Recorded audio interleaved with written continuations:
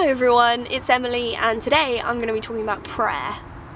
Yay, prayer, love prayer, what a topic, and specifically the power of prayer and the way in which we can pray intentionally to become more like Jesus in our prayers. So for this I'm going to talk about 3 examples of people praying in the Bible, and then kind of talk about the lessons that we can get from that. So first, Elijah. Elijah was an Old Testament prophet, and he was known for praying to God and then performing miracles through God's strength. And one of the most famous ones of these is raising a child back to life again. So I'm going to read you a bit from 1 Kings. It says, Elijah said, "O Lord my God, let this child's life come into him again." And the Lord listened to the voice of Elijah, and the life of the child came into him again, and he was revived. Wow, that was a big answer to prayer, big example there. Second one, a couple in the New Testament, Elizabeth and Zachariah. Elizabeth was the cousin of Mary, the mother of Jesus, and they were of old age, and they had been trying for a child all their life, but they could not have children, but that had always been their prayer.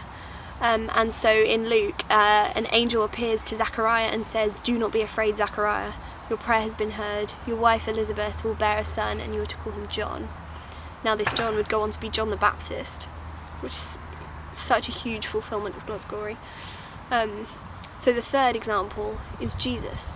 And this is Jesus praying in the Garden of Gethsemane the night before he died. And yeah, he didn't really want to do it. He was scared about being crucified the next day because he knew what was coming. And he was human, and so yes, this is what it says in Matthew. "And going a little further, he fell with his face to the ground and prayed, 'My Father, if it is possible, may this cup be taken from me. Yet not as I will, but as you will.'" So those are 3 examples. The first 2 are super powerful and obvious answers to prayer that show God's glory, and they show God's attentive listening to us, and they show answers to prayer.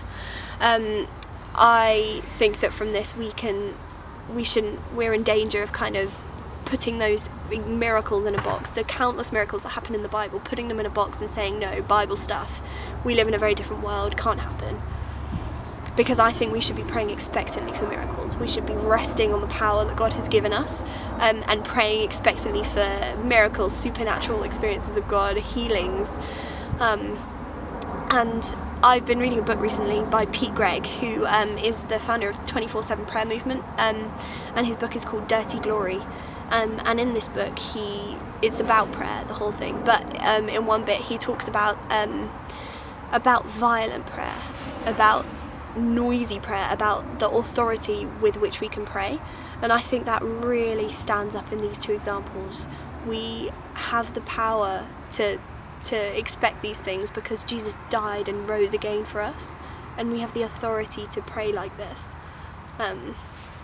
So that's kind of the first little nugget here. These miracles, these show just like a tiny bit of the power of God, and we can be praying for these. Anyway, second thing, Jesus, the third example, is kind of a different prayer. We don't always get what we pray for, I think. I'm sure many of us have prayed for things that we think we want and they just haven't happened, and that's okay. Jesus' prayer wasn't answered in the way that he maybe hoped. He was entirely man and entirely God, and in his humanness he didn't want to be crucified, which is, we wouldn't want to be crucified. He knew how shameful it was going to be. He knew how painful it was going to be, and he didn't really want to do it. He fell on his face to the ground and gave it to his Father. But it turned out to be the greatest miracle in history. He surrendered it to God. And the important thing in this prayer is that yet not as I will, but as you will. He didn't say, okay, God, call off this crucifixion immediately, I don't want to do it. He said, take this cup from me, yet not as I will, but as you will. That surrender at the end is just the pinnacle of the father-son relationship. They knew each other so well. But Jesus, as the Son, in his humanness, experiences the bad feelings that we do. He was scared. Yeah, he was scared. And, we might be thinking, why does Jesus even need to pray if he's God? But I think it's that humanness that makes praying and his relationship with his Father perfect in his weakness. He is made perfect in his human weakness. He talked to God a lot. He prayed a lot. In Mark,